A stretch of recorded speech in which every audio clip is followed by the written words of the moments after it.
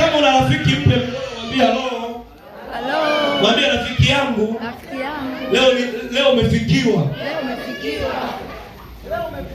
Mwambie neno la leo limekufikia. Mwambie rafiki, mtu mwenzangu, kumbe ni wewe. Niliwaza ni adui. Niliwaza ni mchawi. Niliwaza ni waganga. Ni mizimu. Kumbe ni wewe. Umejana ninaimba kidogo umeanza kuingiwa na wivu, ni wewe. Nimependeza kidogo unaanza kunisonya, ni wewe. Nimevaa wigi fulani kapya umeanza kuchukia, kumbe ni wewe, mtu mwenzangu. Rafiki.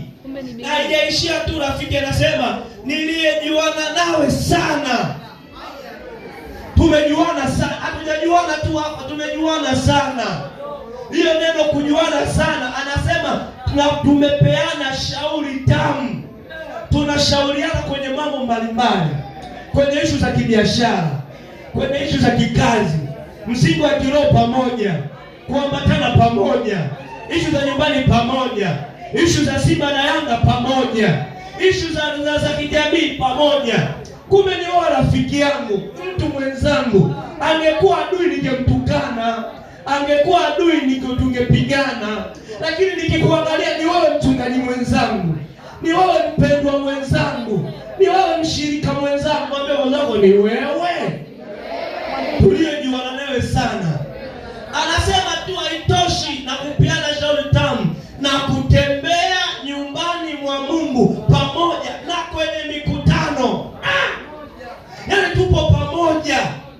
Tunatembea pamoja kwenye ministry moja, tunakesha pamoja, tunaomba pamoja, tunafunga pamoja. Siri zako nazijua, zangu nazijua, tunakaa pamoja, tunatembeleana. Kumbe ni wewe ndio sababu ya kunichosha.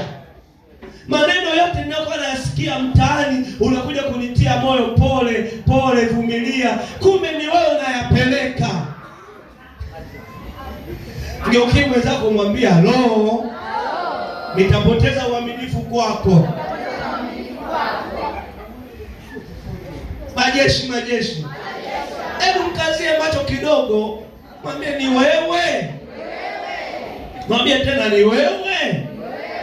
Amekuambiaje? Sio yeye. Amesema ni yeye.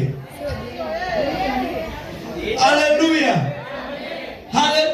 Nataka nikufundishe leo, pengine uko hapa, Mungu akuponye katika jina la Yesu.